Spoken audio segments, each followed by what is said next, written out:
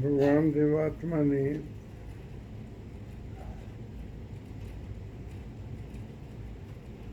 बहुत सारे ग्रंथ लिखे हैं। एक मुख्य ग्रंथ में पूज्य भगवान ने ये समझाने की कोशिश की है, मनुष्यात्माओं को समझ में तो मुश्किल से आता है कि जैसे से दुनिया भौतिक जगत की दुनिया बनी, भौतिक जगत बहुत वक्त के बाद उस भी जगत को पैदा करने के लायक हुआ। तो भौतिक जगत से उस भी जगत निकला और उन दोनों का आपस में मूल अंतर है। भौतिक जगत का और उर्वी जगत का। भौतिक जगत को देख लीजिए, उर्वी जगत को देख लीजिए, उसमें आपको फर्क नजर आ जाएगा कितना है, ये मूल अंतर है। और उर्वी जगत के साथ साथ ही पशु जगत प्रकट हुआ पृथ्वी पर, पानी में, जल में जरासीम पैदा हो गए और हरी घास में काई पैदा हो गई, कीड़े पैदा हो गए, उसे पशु जगत बन गया। पशु जगत का उर्वी जगत से, भौतिक जगत से, पानी सबसे मूल अंतर है।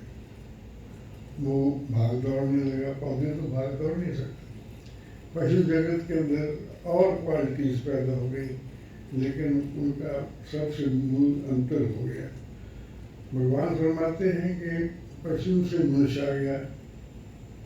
अब मनुष्य जो कुछ करने लग गया वो पशु नहीं कर सकते थे, कभी भी नहीं कर सकते, तो उनका आपस में मूल अंतर हो गया। वो ऐसा फर्क है कि जो मिटाया नहीं जा सकता। मनुष्य में से देवात्मा प्रकट हो गए। देवात्मा जो कर सकते हैं वो मनुष्यात्मा नहीं कर सकता, और मनुष्यात्मा देवात्मा को भी समझ नहीं सकता। उन्हीं की रोशनी में, उन्हीं के तेज में, उन्हीं की शिक्षा को समझकर कुछ उनको देख सकता है और फॉलो कर सकता है। तो अंतर तो बुनियादी है, मूल है। वो कहते हैं कि मैं मनुष्यात्मा, आप देवात्मा। फर्क कितना, जितना जमीन आसमान। मैं मनुष्यात्मा, आप देवात्मा। फर्क कितना, इतना जमीन आसमान। पंडित संतराम जी मुझे पहले भगवान की जीवन के बारे में बताया करते थे। वो वर्षों उनके श्री चरणों में रहे, सेवा की। एक दिन भगवान की बातें सुन के मैंने उनसे कहा कि भगवान, हम तो इतना ऊंचा उठ नहीं सकते, तो आप थोड़ा सा नीचे आ जाइए, हम आपको समझ लेंगे। तो भगवान ने फरमाया कि मेरे लिए नीचे आना असंभव है, अगर तुम्हारे लिए मुमकिन है तो ऊंचे आ जाओ और आके मुझे देख लो। तो ये मनुष्यात्मा भी बड़ी मुश्किल से देवात्मा को समझ सकते हैं। देवात्मा के एक एक लाइन, एक एक ग्रंथ, एक एक सब्जेक्ट, एक एक विषय इतना डिफरेंट है मनुष्यात्माओं से कि उसको आप अंदाजा नहीं लगा सकते कि कितना डिफरेंट है।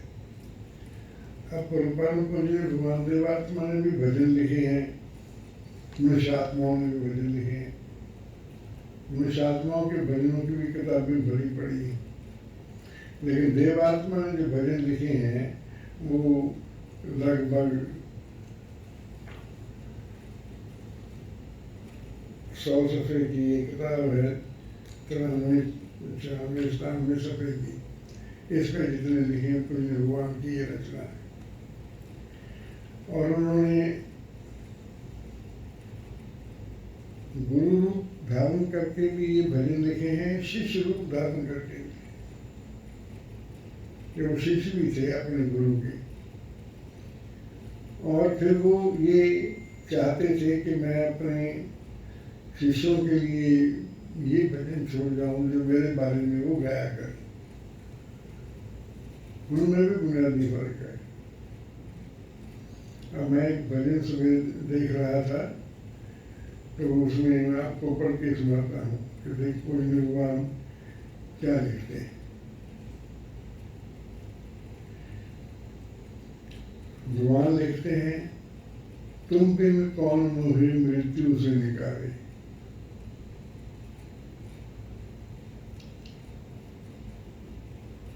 तुम बिन कौन मोहे, अपने बारे में लिखते हैं, अपने शिष्यों को ये लिख के देते हैं कि तुम ये गाओ कि तुम बिन कौन मोहे मृत्यु से निकाले।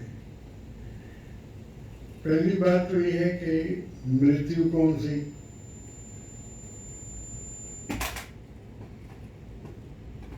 ये भौतिक मृत्यु जो है, भौतिक शरीर की, इसको तो नियम लंबा कर सकते हैं, मृत्यु से नहीं बचा सकते।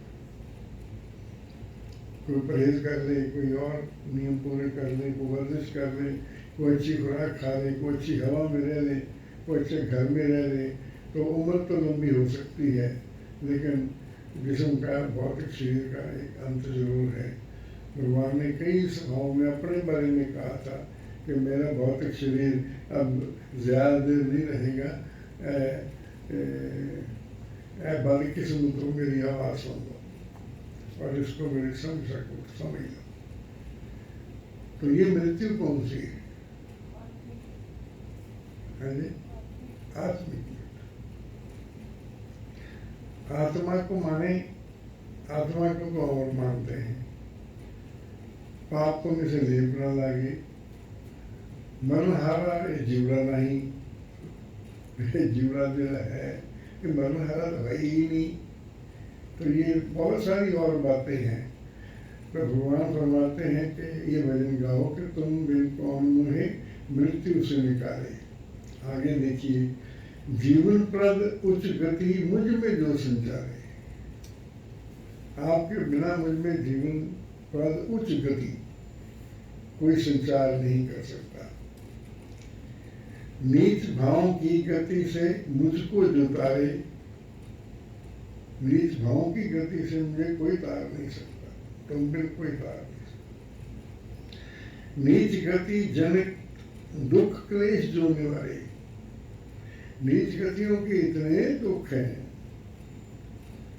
वो पुलिस गई एक आदमी को पकड़ने के लिए, वो क्रिमिनल है, उस पर 60 मुकदमे हैं, उसको उम्र कैद की सजा हुई है।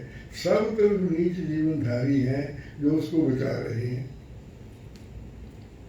और इसके मानवता को इतने दुख मिल रहे हैं।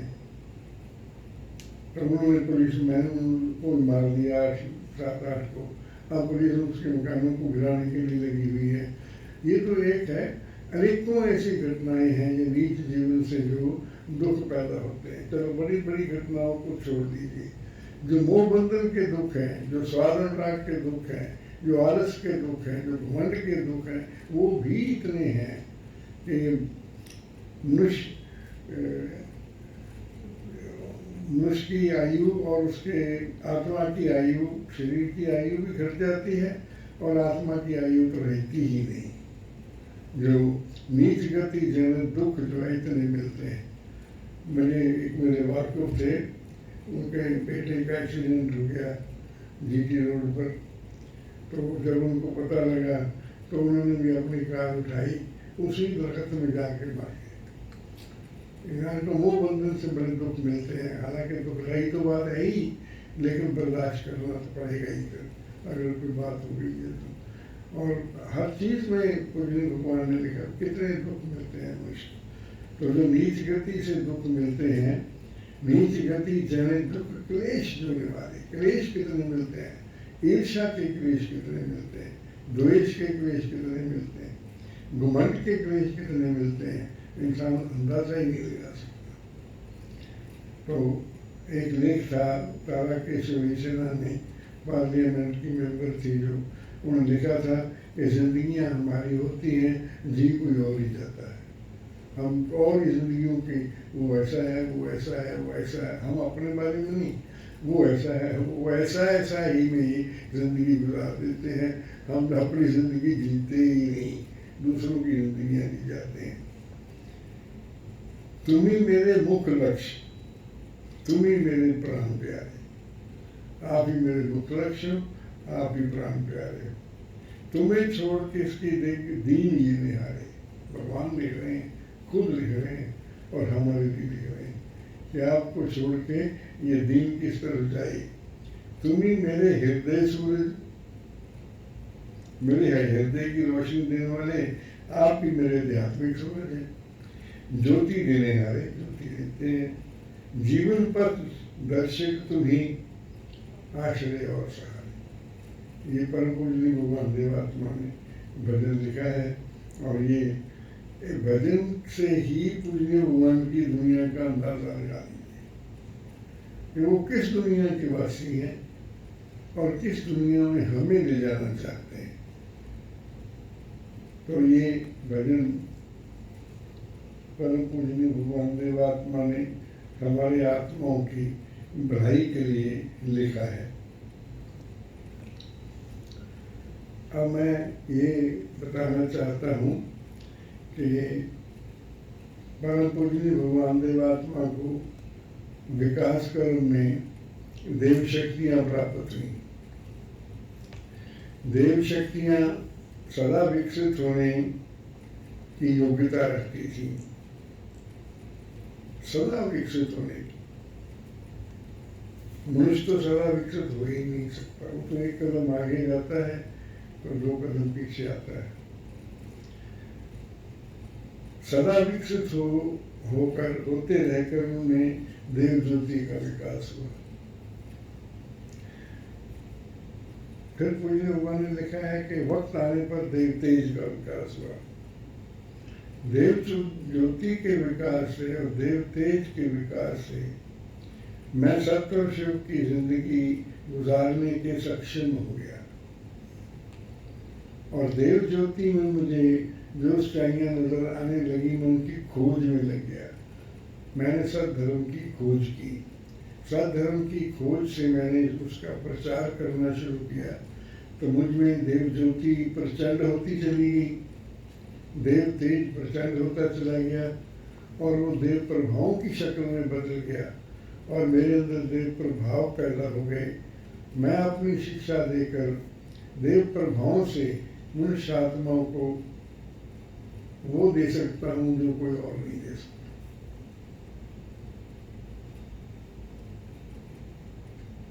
भगवान फरमाते हैं, मैं मनुष्य आत्माओं को निज जीवन से मोक्ष दे सकता हूँ। निज जीवन से मोक्ष इंसान को कोई और नहीं दे सकता। ये आप करके नहीं दीजिए। मैं उसके अंदर सात्विक भावों का विकास कर सकता हूँ जो उसकी योग्यता आई हो। अगर निज जीवन से मोक्ष की योग्यता आई हो, जिसकी जितनी योग्यता हो, मैं उसको उतनी मोक्ष दे सकता हूँ और उसी हिसाब से, उसी अनुपात से मैं उसके अंदर सात्विक जीवन विकसित कर सकता हूँ जिसकी उतनी योग्यता आई। देव जीवन, देव शक्तियाँ, देव ज्योति और देव तेज का फल ये हुआ कि मैं मनुष्य आत्माओं को मोक्ष और विकास दे सकता हूँ। मैं मनुष्य आत्माओं का मोक्ष और विकास करता बन गया।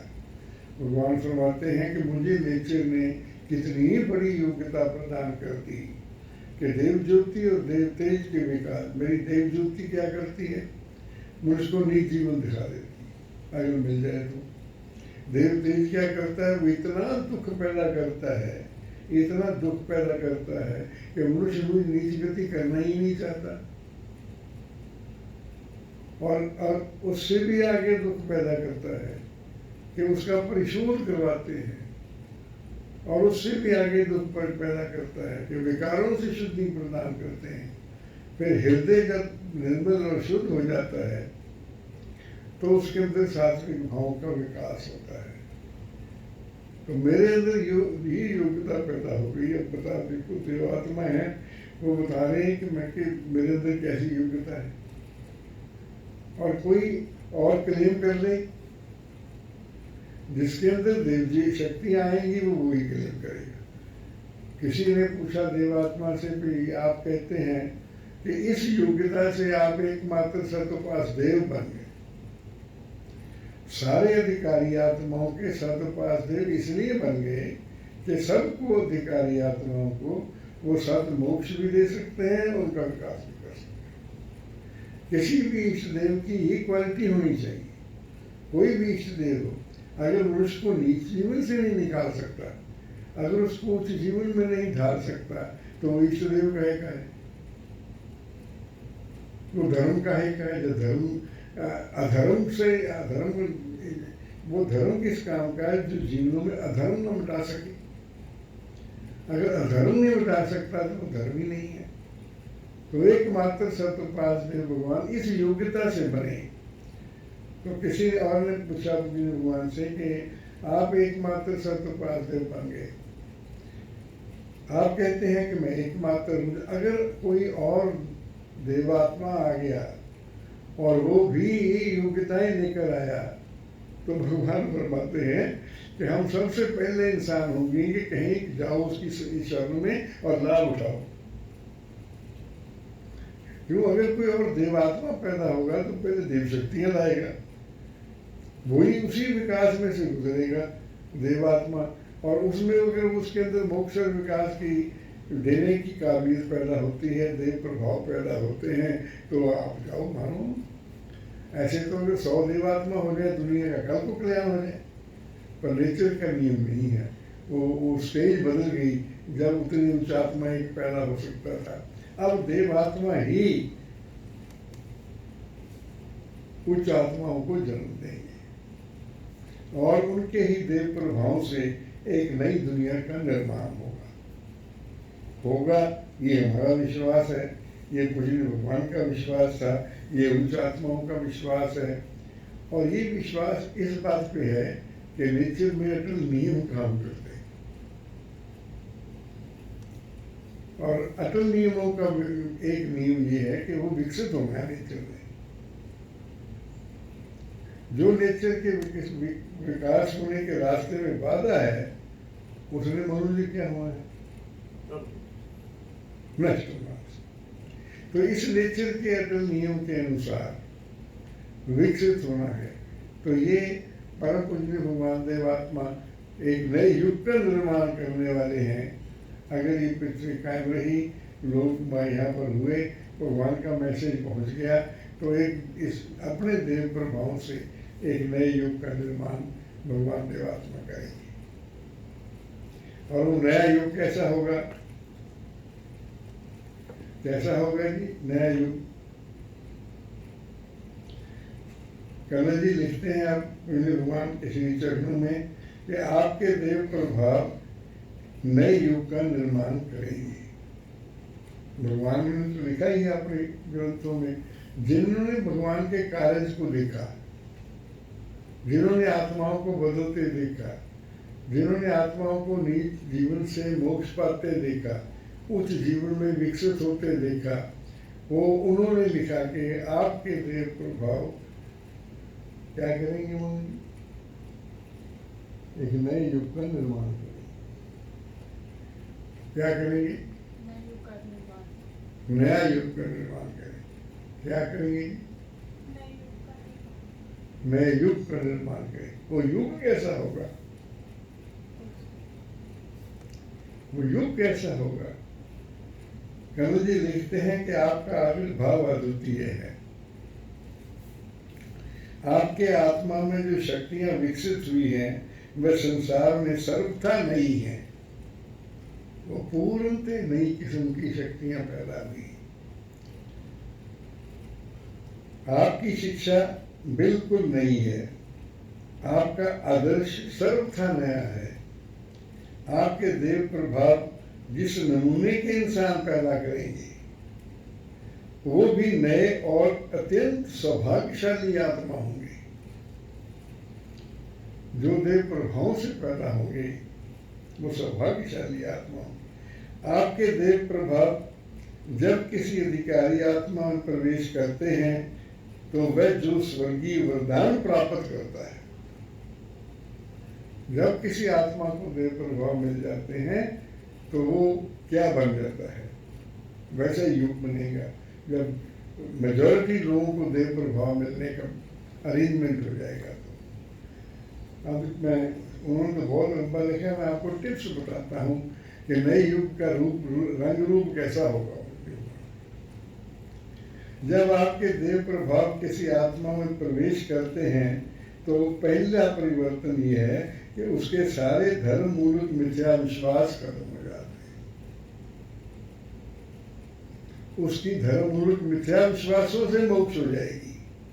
उसको ये योग्यता मिल जाएगी कि वो ये जान सके कि धर्म में मिथ्या क्या है, सत्य क्या है, और वो उसका दृष्टिकोण ही विज्ञान मूल्य बन जाएगा, मिथ्या के त्याग का और सत्य के ग्रहण का। और वो इंसान कैसे होंगे? अगर हम सारी आबादी को देखें कि वो मिथ्या को त्याग दें, हम किसी धर्म की बात नहीं करते, मिथ्या की बात करते हैं कि जो मिथ्या है अगर उसको त्याग दें और जो सत्य है उसको सारी दुनिया ग्रहण कर ले, तो फिर दुनिया का रंग रूप कैसा होगा? कैसा रंग रूप होगा?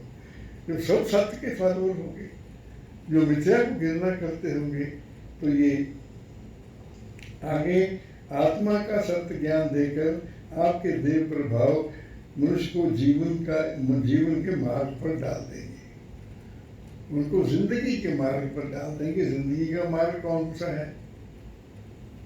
कौन सा है मुस्कान? जिंदगी का मार्ग कौन सा है? जिंदगी का मार्ग कौन सा है? जिंदगी का मार्ग है आप बचो, औरों को बचाओ। ये जिंदगी का मार्ग है। पहले आप बचो फिर औरों को बचाओ। जिंदगी का मार्ग ये है कि भलाई करो, भलाई का साथ दो, तो उसको इस मार्ग पर डाल देते हैं। जब हर मनुष्य का ये एम हो जाए कि मैंने बचना है आप और दूसरों को बचाना है, तो फिर शिव की दुनिया कैसी होगी? कैसी दुनिया हो? कैसी दुनिया देवात्मा बनाना चाहते हैं कि हर मनुष्य का जीवन मंत्र क्या हो? हाँ बचो, औरों को बचाओ। देव गुरु जी की आज्ञा है हमको, आप बचो, औरों को बचाओ। जहां जहां जाओ हित फैलाओ, पापा ताप की आग बुझाओ। ये जीवन का मार्ग है। तो आगे परम पूज्य भगवान देवात्मा के देव प्रभाव आत्मिक अंधकार से मोक्ष देंगे, आत्मा का सत्य ज्ञान प्रदान कर देंगे, आत्मा की बीमारियां दिखा देंगे। क्यों नीतीशा जी, आत्मा को कोई बीमारी लगी? नहीं, वो ये काम देवात्मा करेंगे। आपको कोई बीमारी नजर नहीं आती। देवात्मा की रोशनी मिलेगी तो आपको अपनी आत्मा की बीमारियां नजर आएंगी। जिसको भी रोशनी मिलेगी, अब उसको नजर कुछ नहीं आता, वो तो कहता मैं राजी बाजी हूँ, खाता पीता हूँ, भागता दौड़ता हूँ, मेरी आत्मा को कौन सी बीमारी लगी है? वो देव ज्योति मिलेगी तो अपने आत्मा की बीमारियां नजर आएंगी और अपने कमरे में बैठ कर चपेटे मार के रोएगा कि मैं ऐसा घटिया, अपने घटिया का रूप।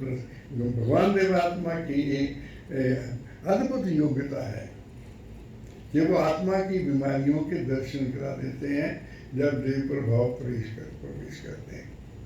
सात्विक शक्तियों का विकास, आत्मा श्रद्धावान बन जाता है, कोमल और निर्मल बन जाता है, हानि प्रशोध करने के कारण बन जाता है, संबंधों में स्वर्ग आ जाता है, कर्तव्य कर्म वर्जित कर्म पूरे होने लगते हैं, इंसान भरोसे के योग बन जाता है और कृतज्ञ बन जाता है, और फिर इन्हीं प्रभावों से अच्छा पुत्र बन जाता है। क्यों शुभी जी, अच्छा पुत्र की क्वालिटियां क्या होती हैं? अच्छी बेटी की क्वालिटियां क्या होती हैं? वो देव प्रभाव बनाते हैं।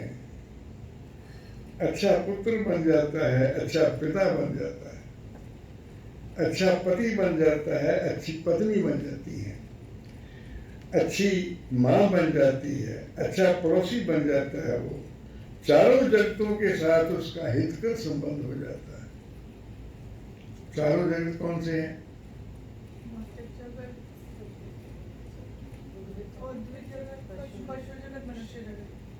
उर्वी जगत, मनुष्य जगत, पशु जगत और भौतिक जगत। ये तो आपने 100 नंबर ले लिया। ये चारों जगतों के सारे अस्तित्वों के साथ जिनसे वो संपर्क में आता है, चारों जगतों के सारे अस्तित्वों के साथ जिनके वो संपर्क में आता है, सारे वो तो अमेरिका के अस्तित्व थोड़े मैं संपर्क में आता हूँ, मैं तो अपने इस एरिया में जिन सारे अस्तित्वों के साथ संपर्क में आता हूँ उसके साथ उसका हितकर संबंध बन जाता है, हानि रहित सेवाकारी जीवन बन जाता है। उसके जीवन की हानियां नष्ट हो जाती है, हानि ऊपर ब्रेक लग जाती है और वो हितकर गतियां करने लग जाता है। तो चारों जगतों, अब शुभी जी ये बताओ, घबराओ मत, इजी क्वेश्चन, भगवान देव आत्मा की शिक्षा है कि ये बताओ कि चारों जगतों के सारे अस्तित्वों के साथ आपका जो संपर्क होता है, माता पिता, बहन भाई, दादा दादी, नाना नानी, चाचा चाची, जो भी मकान है, गैलरियाँ हैं, तोते हैं, चिड़ियाँ हैं, ये हैं, आपके टीचर हैं, आपके सब संबंधी, अभी पत्नी तो है नहीं, वो भी आ जाए।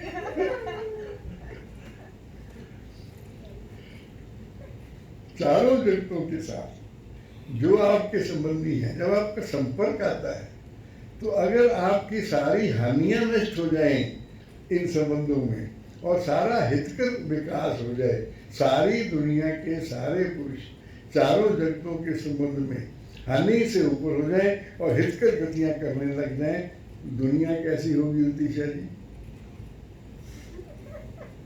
बताओ। पुलिस नहीं होगी, थाना नहीं होगा, बम नहीं होंगे, जहाज नहीं होंगे, दुश्मनियां नहीं होगी, बाउंड्रीज नहीं होगी, कुछ नहीं होगा, आपस में हंस खेल के दुनिया अपना टाइम। ये चाइना के बॉर्डर पे इतनी फौज नहीं लगी होगी, अमेरिका की इतनी फौज नहीं होगी। अगर सारे अस्तित्वों के संबंध में मेरा जीवन हानि रहित बन जाए तो ये तो कुछ चाहिए ही नहीं। हम रात को ताला जो लगाते हैं वो शेर कुत्ते से थोड़ी लगाते हैं, हम तो इंसानों से ताले लगा के सोते हैं। इंसान चोर है, इंसान हानियां करते हैं, इंसान कातिल करते हैं। तो जब चारों जगतों के संबंध में ये हानि रहित जीवन हो जाए और हितकर जीवन हो जाए तो मुस्कान जी दुनिया कैसी होगी? आप घर खाली छोड़ के शहर जा सकेंगे, आपको कोई डर नहीं होगा कि बस में आपका ऊपर छीन लेगा या कुछ कर लेगा, सब तरफ हित ही हित होगा। तो आपके देव प्रभाव एक नई भाषा को जन्म देंगे, नई जीवन शैली को जन्म देंगे, नए शिष्टाचार को जन्म देंगे, नए खान पीन को जन्म देंगे, नई जिंदगी गुजारने को नया युग स्थापन करेंगे। इसके लिए भगवान देवात्मा का आविर्भाव हो गया हुआ है। आपके उनके देव प्रभाव पृथ्वी पर नई सभ्यता और नई संस्कृति को जन्म देंगे। अब हर एक की कल्पना की बात है कि वो संसार कैसा होगा। जो जो भगवान देवात्मा अपनाएंगे वो देखेगा कौन, हम तो देख नहीं सकेंगे। अभी तो सारी दुनिया में मिथ्या और पाप का राज है। तो ये परम पूजनीय भगवान देवात्मा के देव प्रभाव जो हैं, ये क्या करें लाएंगे, कैसा युग लाएंगे, मेरा बताना। मुस्कान जी क्या क्या मैंने बताया है, कोई छोटी सी बात बता दो। अगर सब हितकर बन जाएंगे तो उस टाइम फिर तो बॉर्डर्स नहीं होंगे, सब पीसफुली रहेंगे। पीसफुली रहेंगे, हाँ जी। आपकी यही ये आपके अपनी तरफ से बताओ ना कुछ। सारी गतियां हितकर हो जाएंगी। हाँ तीशा जी आप। कोई पुलिस की जरूरत नहीं होगी, बॉर्डर्स नहीं होंगे वर्ल्ड में, और हम घर ऐसे ही छोड़ के भी जा सकते हैं घूमने। आपको सब लाइक करेंगे, जब आपके जीवन हितकर हो जाएगा, आपके माँ बाप पता क्या कहेंगे, बेटी हो तो ऐसी हो। आपकी कोई भाई बहन होगी तो वो ये कहेगा बहन हो तो ऐसी हो। तो इसी तरह जिस जिस रिश्ते में आप जो जो कुछ हैं वो सब ये कहेंगे ऐसा हो। तो ये परम पूजनीय भगवान देवा, ये कुछ इसको हो गया गड़बड़।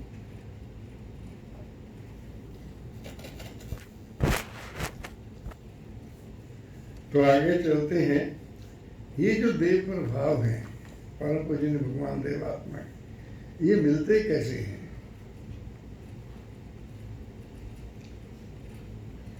और इन्हीं देव प्रभावों से परिवर्तन आता है।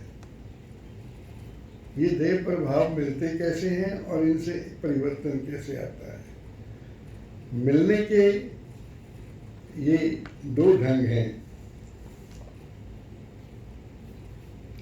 बता दूं, याद रखोगे?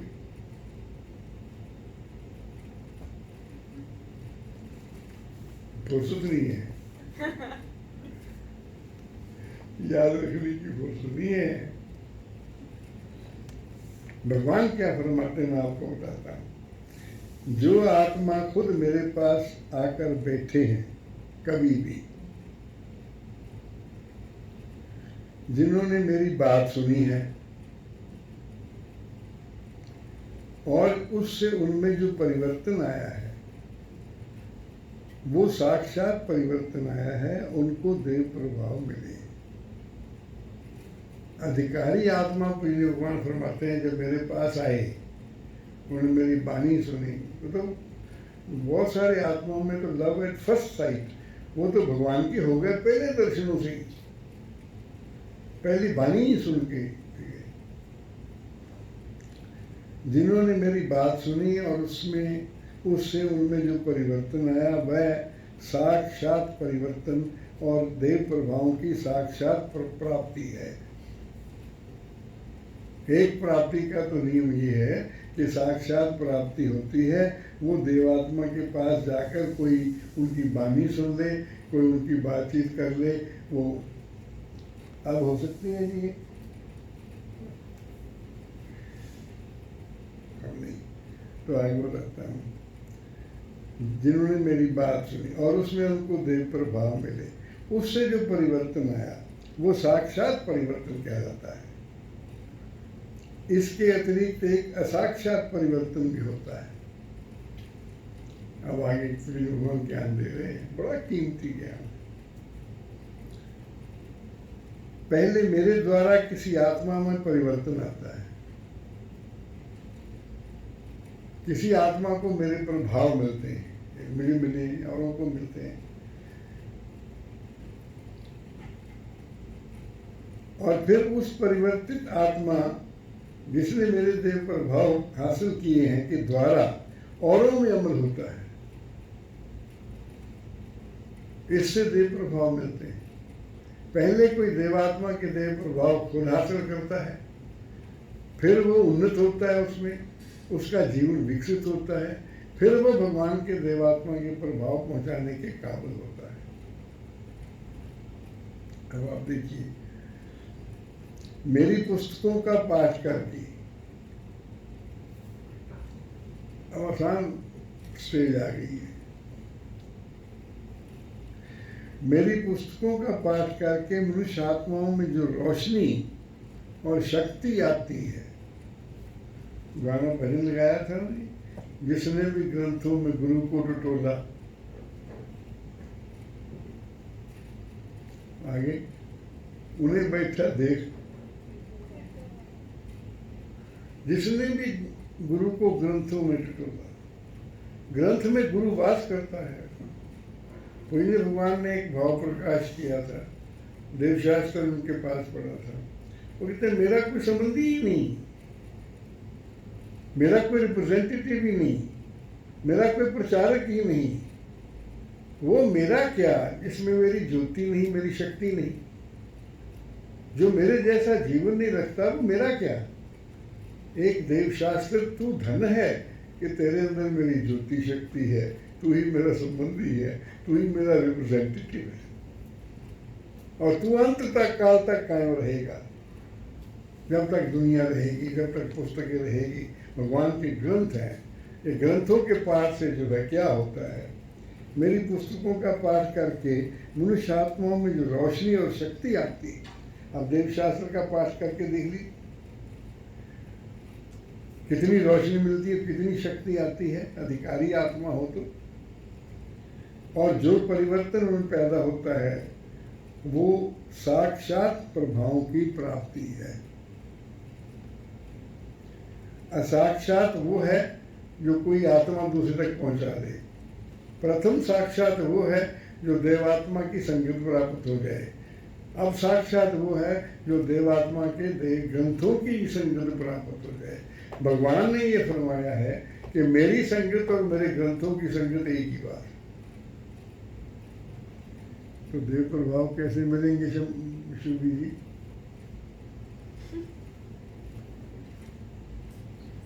जब मेरी वाणी तुम तक पहुंचती है या पुस्तकों से तुम बराह रास्त लाभ करते हो, तब तुम में जो परिवर्तन आता है वो साक्षात होता है और वो देव प्रभावों की साक्षात प्राप्ति होती है। जो देव प्रभाव नए युग का निर्माण करेंगे, जो देव प्रभाव मनुष्य को हानि रहित जीवन देंगे, जो देव प्रभाव मनुष्य को सेवाकारी जीवन देंगे, वो देव प्रभाव मिलेंगे कहाँ से? कहाँ से मिलेंगे? अब तो मैंने सुना दिया, अब तो ग्रंथों से मिलेंगे या उस आत्मा से मिलेंगे कि जिस आत्मा ने भगवान देवात्मा के देव प्रभाव खुद हासिल किए हों, या उससे मिलेंगे या आपको ग्रंथों की संगत से मिलेंगे। अब दोनों से जो कोई वंचित रहेगा वो देव प्रभावों से वंचित रहेगा और इसमें परिवर्तन ही नहीं आ सकेंगे।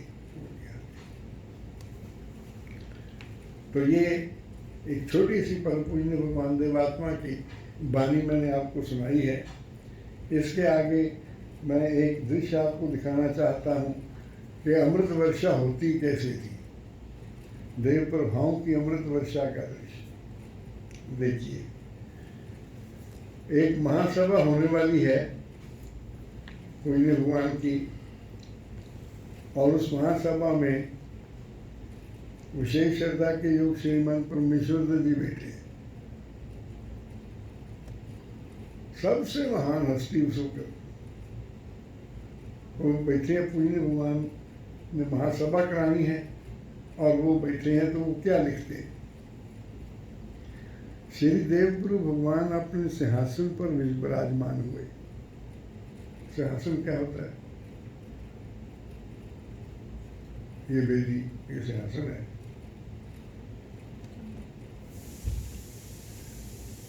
अपने सिंहासन पर विराजमान हुए। इस समय सिंहासन की जैसी शोभा दिखाई देती थी।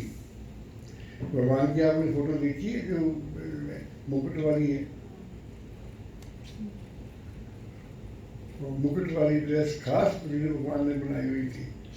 महासभा से सिंहासन पर बैठते हैं जब आज वही ड्रेस पहनते हैं। बर्थडे ड्रेस है कि हम बस यहाँ फोटो रखी है। वो जब कोई भगवान के जन्मदिन के दिन आते हैं तो हम फोटो मिलाते हैं यहाँ पर। छत के नीचे का सारा स्थान जैसे तेज में प्रतीत होता था, उसे केवल अनुभव किया जा सकता है, शब्दों में वर्णन नहीं किया जा सकता।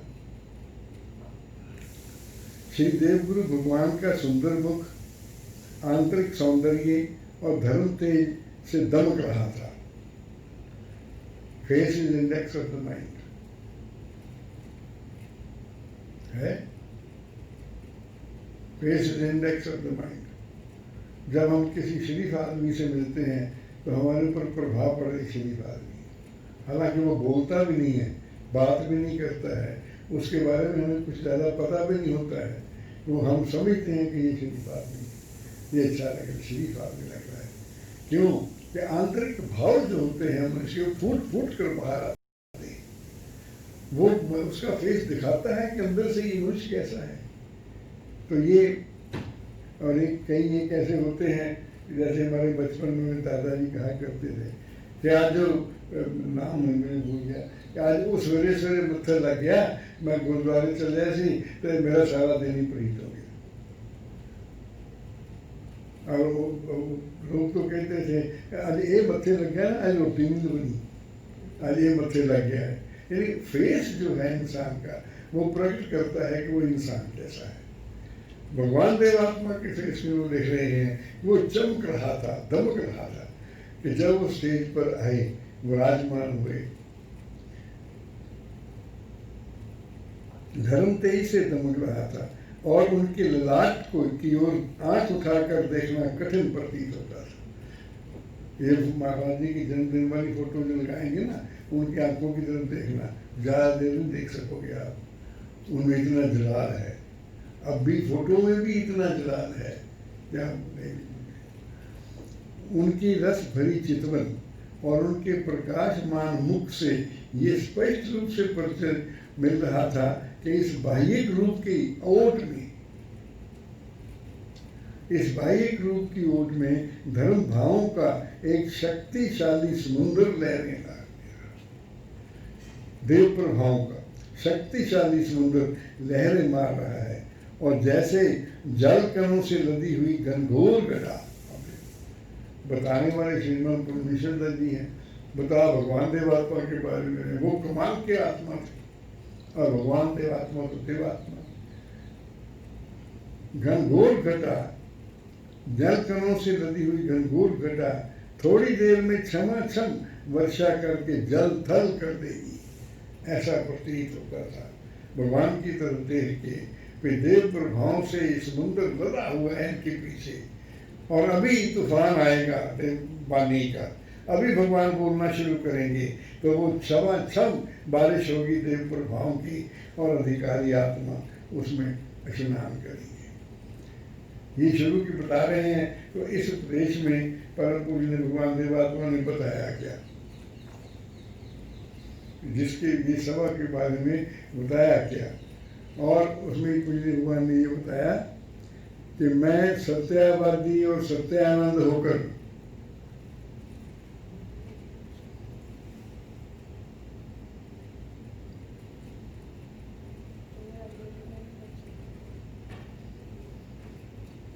पॉज, ये वाणी है उस सभा की जिसके बारे में परमेश्वर दत्त जी ने ये तस्वीर खींची है कि भगवान अपनी स्टेज पर आके बैठे तो ऐसा लग रहा था कि इस पीछे देव प्रभाव का समुद्र ठाठे मार रहा है और बरसेगा यहाँ, अभी आत्माओं को निहाल कर देगा। और उसमें भगवान ने वाणी कहाँ से शुरू, मैं सत्य आनंद होकर तुम लोगों को अंधेरे में नहीं रखना चाहता।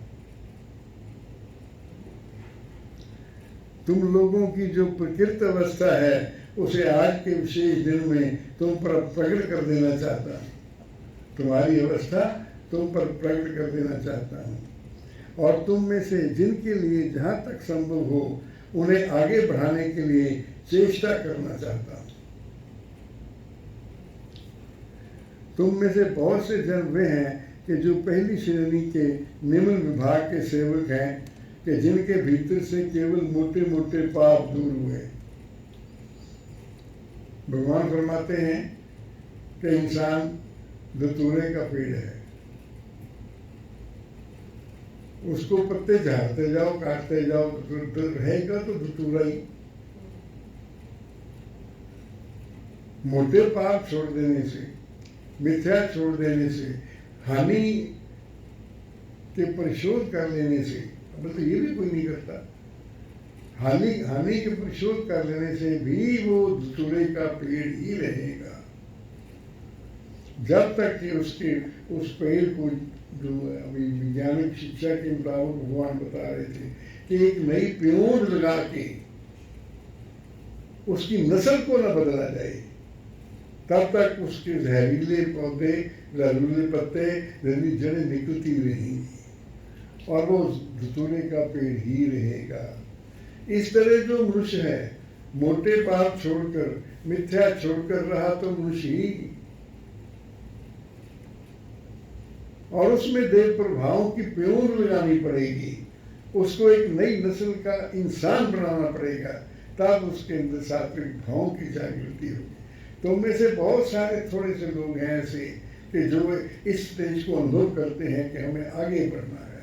ये स्टेज, ये भगवान फरमाते हैं एक आदमी हो, खेत में से कूड़ा करकट निकाल दे, हल भी चला दे, खेत की रौनी भी कर दे, उनके किनारे भी कर दे, उसमें पानी भी दे दे, अगर उसमें बीज ना डाले और फिर बीज की रक्षा ना करे, उसको उगने न दे, तो हरे हरे बूटे वहां नजर नहीं आए। तुम अपने हृदय की जमीन को साफ कर दो, उसके कांटे भी निकाल दो, लेकिन जब धर्म के बीज डाल के और उसकी खेती नहीं करोगे, भगवान देवात्मा के प्रभाव से उनको उन्नत नहीं करोगे, तो तब तक तो तुम्हारा भलाई नहीं हो सकता। तो परम पूज्य भगवान देवात्मा ने इसी से पर बेस्ड ये सारा 3 घंटे का लेक्चर दिया है कि मैं तुम्हें घेरे में नहीं रखना चाहता। अगर तुमने धर्म जीवन प्राप्त नहीं किया, अगर तुमने अंदर सात्विक शक्तियां पैदा नहीं हुई, तो तुम्हें मौत से कोई नहीं बचा सकता।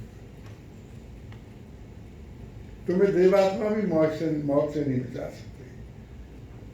मैं तुम्हें शिक्षा दे सकता हूँ, मेरे से योग करो, मैं तुम्हें उस शिक्षा पर चला सकता हूँ, उस शिक्षा पर चला के तुम्हें मोक्ष विकास दे सकता हूँ। लेकिन इसके बिना अगर तुम कुछ करो ना, तो मैं तुम्हारा कोई कल्याण नहीं कर सकता। अगर तुम संग्राम नहीं करते, लगातार देव प्रभाव को प्राप्त नहीं करते, अपनी नीचता को उगारत नहीं करते, अपने अंदर सात्विक भाव पैदा नहीं करते, तो मृत्यु प्राप्त या तुम्हारे नष्ट होने को कोई नहीं रोक सकता। तो ये परम पूज्य भगवान देवात्मा ने वो वहाँ पर लेक्चर दिया, और उस वक्त आखिर में फिर पंडित जी ने क्या लिखा, 3 घंटे का उपदेश है, मैं तो 5 मिनट में आपको बता।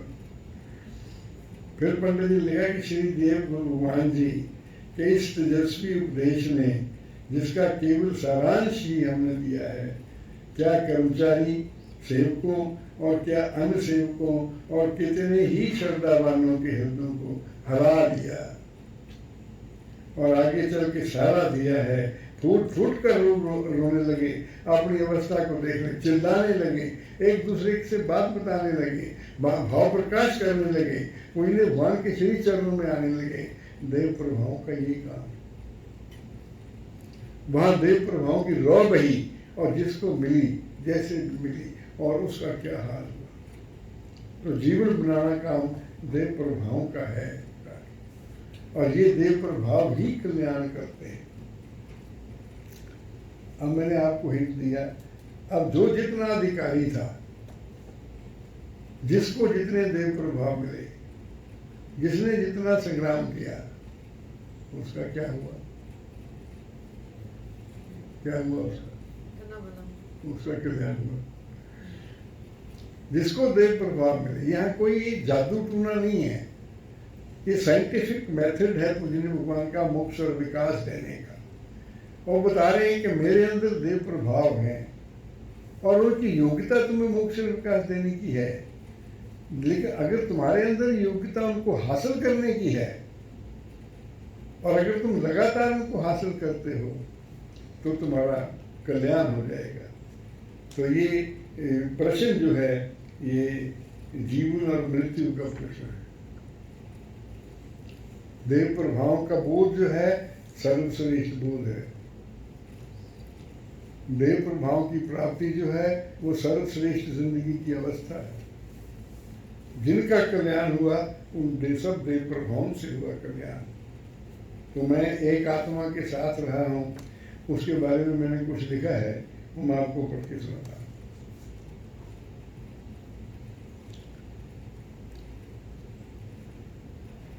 जब भगवान देवात्मा की कृपा होती है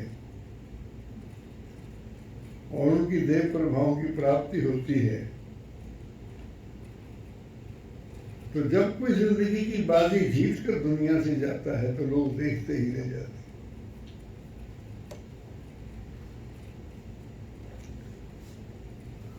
जब वो देव प्रभाव से जिंदगी की बाजी जीत जाता है, ये क्या है? विक्ट्री साइन है, दो नहीं है।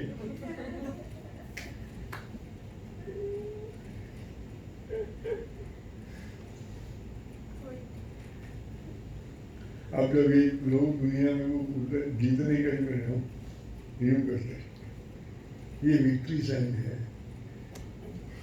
जो जिंदगी में अपने आखिरी वक्त में विक्ट्री साइन बनाते हुए जाते हैं, जिनको देव प्रभाव मिले और जिन्होंने जिंदगी में अपनी बाजी जीत ली। अब हम तो बहुत सारे लोग जिंदगी की बाजी हार जाते हैं, जिंदगी की बाजी जीत ली तो लोग देखते ही रह जाते हैं। और फिर दिल से ये आवाज निकलती है कि तुम जैसे गए ऐसे कोई जाता नहीं। यहां से जाना हर एक को रास आता नहीं।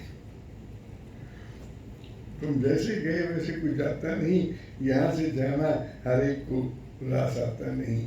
इकट्ठे रहते थे, इकट्ठे प्रचार करते थे, हम कई थे, बहुत सारे थे। कोई तो रास्ते में ही रह गए, गिर पड़े।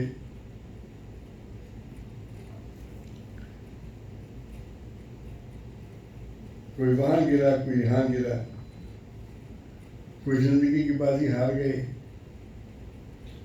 और मैंने तो यहाँ ये भी लिखा हुआ है कि एक दिल के टुकड़े हजार हुए, कोई यहाँ गिरा, कोई वहां गिरा। 70 साल, 60 साल, 62 साल के इसमें सैकड़ों आत्माओं को भगवान देवात्मा का मैसेज मैंने सुनाया है, सैकड़ों आत्माओं को मैसेज दिया है। उसमें से कुछ चले हैं, कुछ इतना चले को उतना चले, उतना चले कुछ, कोई कहीं गिरा, कोई कहीं गिरा, कोई कहीं गिरा, कोई कहीं गिरा। और जो जिनको ये देव प्रभाव मिलते रहे उनकी जिंदगी में उनकी भी देखी, और जिनको नहीं मिले उनको मरते भी देखा। और मरते हुए भी हम कुछ कर नहीं सके। हमें पता था, अभी मुझे पता है कि घर में रहकर भी कौन कौन आत्मा जो भगवान से जुड़ा हुआ है, कौन मर रहा है, कौन जी रहा है, कौन जिंदगी की बाजी जीत रहा है, कौन जिंदगी की बाजी हार के जा रहा है, पता है। लेकिन कर कुछ नहीं सकते। भगवान के वक्त में लोग जब छोड़ देव प्रभाव से दूर हो गए, छोड़ के चले गए, भगवान का बदकिस्मत, हम नहीं कुछ कर सकते। नेचर के नियम अटल हैं। तो एक दिल के टुकड़े हजार हुए, कोई यहाँ गिरा और कोई वहां गिरा। आशाओं के तिनके चुन चुन कर सपनों का महल बनाया था। तूफान से तिनके बिगड़ गए, कोई यहाँ गिरा, कोई आगरे में भी बनाया था, फॉरेन कंट्री में भी बनाया था, लुधियाना में भी बनाया था। आशाओं के तिनके चुन चुन कर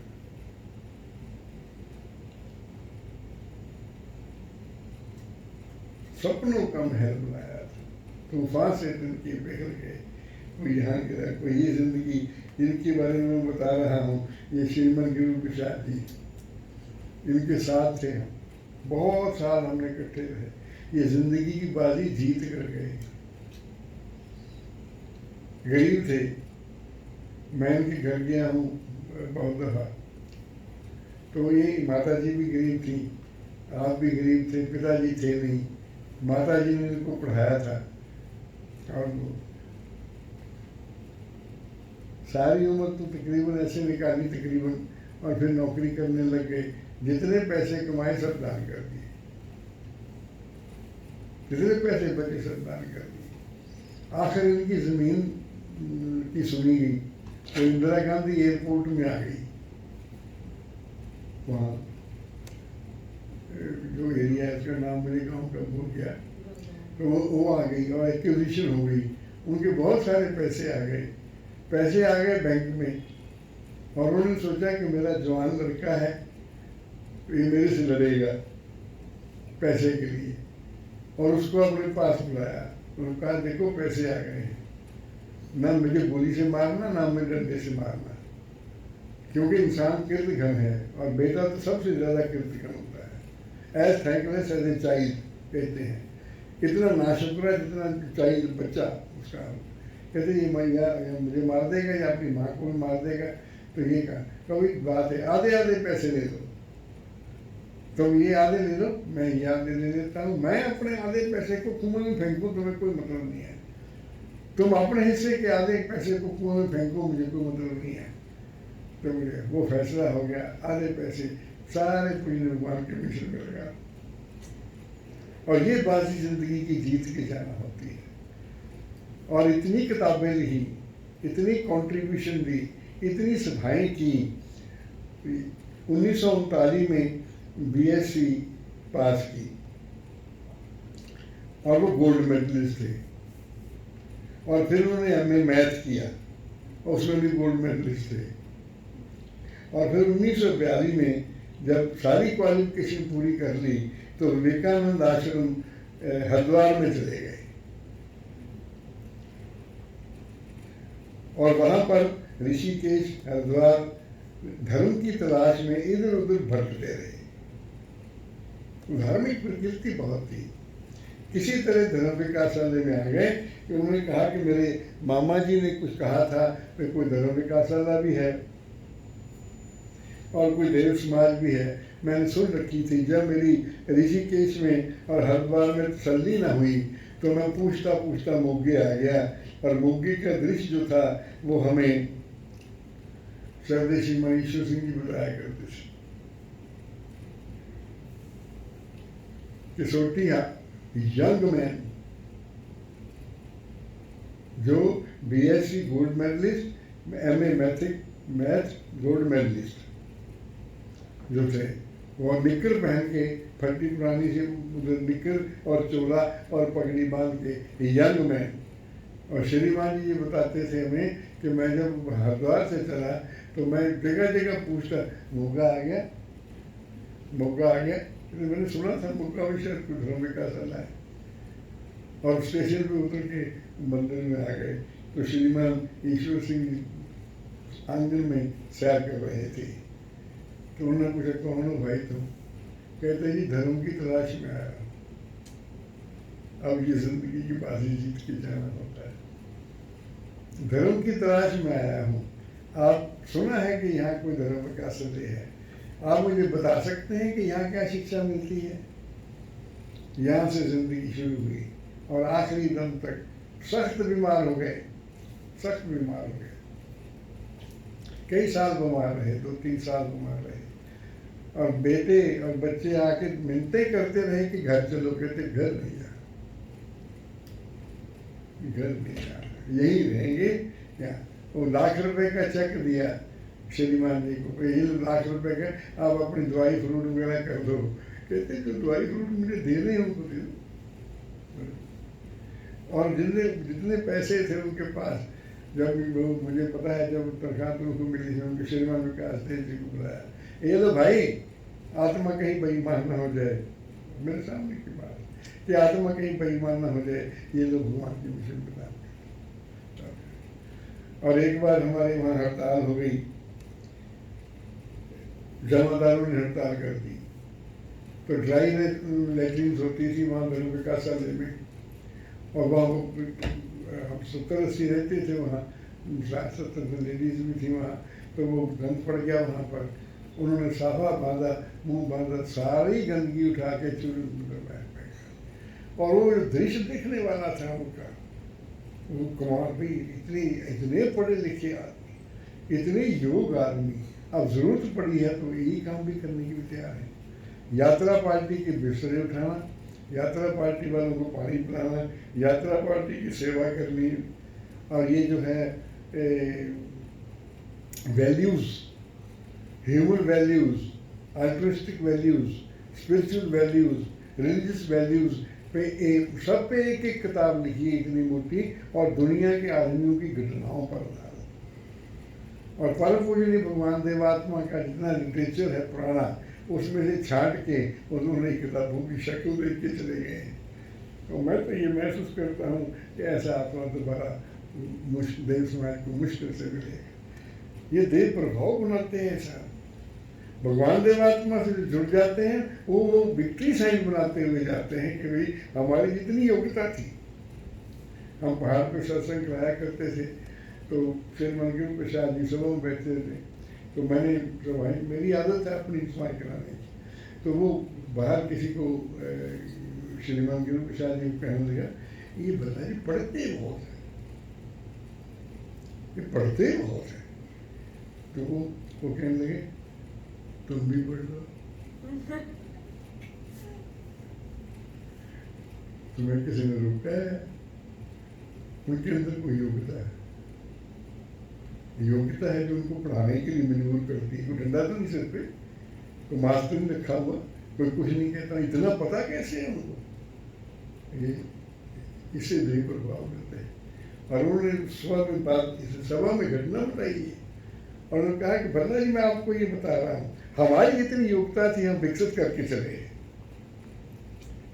हमारी जितनी योग्यता थी हम विकसित करके चले हैं, तुम्हारी जितनी योग्यता है विकसित करके चला, बस।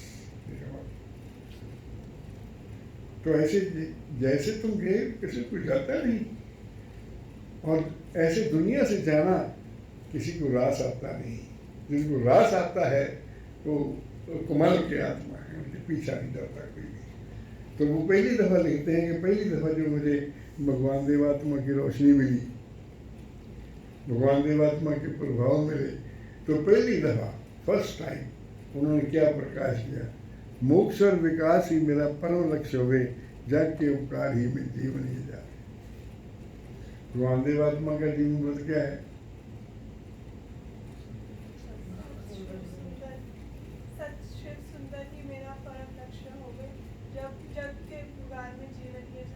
सौ नंबर फिर देंगे। Very good. सत शिव सुंदर ही मेरा परम लक्ष्य हुए, जग के उपकार ही में जीवन। उनके प्रभाव जिसने हासिल किए जिन आत्माओं ने, उन्होंने लिखा कि मुझे पहली जब रोशनी मिली, मेरे दिल में जो पहली आकांक्षा पैदा हुई वो ये थी कि मोक्ष और विकास ही मेरा परम लक्ष्य है। सत्य और शिव तो हो नहीं सकता, वो तो भगवान देवात्मा का ही है। मोक्ष और विकास ही मेरा परम लक्ष्य हुए, जाके उपकार ही में जीवन ये जावे। जब पहली रोशनी मिली तो कहते मुझे एक तो भगवान देवात्मा नजर आई, और भगवान देवात्मा के प्रभावों से मेरे अंदर ये इच्छा पैदा हुई कि मेरे जीवन का लक्ष्य मोक्ष और विकास होना चाहिए। और दूसरी आकांक्षा मुझे ये मेरे अंदर ये रोशनी मुझे मिली और मेरी आकांक्षा पैदा हुई कि मेरी विधवा माँ ने मुझे पाला है, वो मेरी उपकारी। उससे पहले मुझे कभी नहीं नजर आया था, किसी ने नहीं दिखाया था कि माँ तुम्हारी उपकारी है, और मुझे पहली दफा ये नजर आया, और मैं जाके दिल से उनके श्री चरणों में प्रणाम किया। और यहाँ से शुरू हुए थे और कहाँ पहुँच गए। और वो फरमाते हैं कि मेरी माता जी एक रात बीमार थी, तो होने वाली थी, तो मैंने कहा मुझे गिरलो दवाई ला दो। तो दवाई जो शहर से मिलनी थी, और मैंने जूते डाले तो मेरे अंदर घर से निकलते ही ये भाव पैदा हुआ कि टांगी तो मानी दी है, ये कौन उनको करता है? ये टांगी तो मानी दी है ना। तो दवाई 3 कोस जाना है लेने के लिए, तो गिरवर भाग, माँ को दवाई की जरूरत है, गिरवर भाग। कहते हैं भागा, भागता गया, भागता आया, दवाई लेके आया माँ के लिए। माँ ने कहा गिरवर इतनी जल्दी से क्यों आ गया, इतनी जल्दी से तुम कैसे आ गया दवाई लेके? कहते माँ ने आपने टांगे नहीं दी। तो ये आत्मा की बुनियाद बन जाती है, वो हानि रहित जीवन और सेवाकारी जीवन बन जाता है। वो भगवान देवात्मा के नए युग का मेंबर बन जाता है। ये निर्माण करेंगे भगवान देवात्मा, जो नई मानवता को जन्म देंगे। तो ऐसे प्रसिद्ध श्री मनकंद जी की बात मैं बताना चाहता हूँ कि मुझे हमेशा कहते हैं, ज़्यादा हो जाएगा, कि कल जी जो आए तो वो भगत किस्म की आत्मा थे। तो उनसे कहा भी आप उनको कर्मचारी बना दिया गया जल्दी ही। तो किसी ने सवाल किया कि आपको कर्मचारी क्यों बना दिया गया, ट्रेनिंग तो आपने दी नहीं। तो उन्होंने जवाब दिया है अपने लेख में, हमारी दफा सुनाऊंगा, कि ट्रेनिंग देना किसी बिल्डिंग का काम नहीं है, ट्रेनिंग देना किसी प्रोफेसर का काम नहीं है, जिंदगी बनाना देव प्रभाव का काम है। जिंदगी बनाना देव प्रभाव का काम है। देव प्रभाव यदि देव जीवन में वास करते हैं या उनके ग्रंथों में वास करते हैं। मेरा साथ संबंध हो गया, मुझे देव प्रभाव मिल रहा है। तो ये घंटा हो चुका है, मेरे पास और भी है, तो बाकी अगली दफ़ा से ही अगली दफ़ा बताएंगे इसी विषय में कि देव प्रभाव की प्राप्ति की पहचान क्या है। देव प्रभाव से तो ये परिवर्तन आएगा, लेकिन किसी को देव प्रभाव मिल रहे हैं, इसकी पहचान क्या है। अगर किसी ने साधक में ये जानना हो तो उसकी पहचान क्या है। मेरा जो 1961 में पहला लेक्चर हुआ था, मैंने सभा तो मैं 59 से करवा रहा हूँ। 1961 में मैंने लेक्चर दिया था मोका में, बहुत सारी गैदरिंग थी जो महोत्सव पर होती है। तो मेरे उस लेक्चर का विषय ये था कि जीवन बनाना काम देव प्रभाव का है, नेचर ने कोई दूसरा रास्ता नहीं रखा।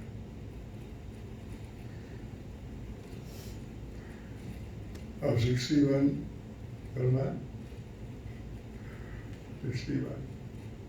नेचर ने कोई और रास्ता रखा ही नहीं। जिसने भी जीवन बनाना है उसको देव प्रभाव से ही जीवन उसका बनेगा, उसको देव प्रभाव ही प्राप्त करने पड़ेंगे। उन देव प्रभाव की प्राप्ति का नियमों का ज्ञान ही सर्वश्रेष्ठ ज्ञान है। तो भगवान देवात्मा के अंदर भीतर देव ज्योति वास करती है, देव तेज वास करता है, उसकी लहरें, वो लहरें उनको देव प्रभाव कहते हैं। हमारे पास चाइना पे जो हो रहा है, हमारे मोबाइल पे आ रहा है, जो अमेरिका में हो रहा है वो हमारे मोबाइल पे आ रहा है। भगवान देवात्मा के देव प्रभाव इसी नियम से मेरे अंदर आ रहे हैं।